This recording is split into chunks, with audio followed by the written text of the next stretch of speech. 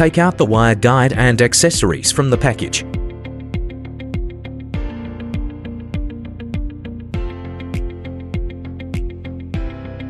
Apply a small amount of grease to the grooves of the 2 limit spacers and set aside. Remove the screws of the wire guide and set aside. Take out the original wire guide and its accessories. Insert the first limit spacer with the front side up. Insert the first bearing. Insert the wire guide with the large end up. Insert the washer.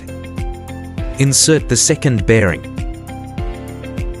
Insert the second limit spacer with the front side down.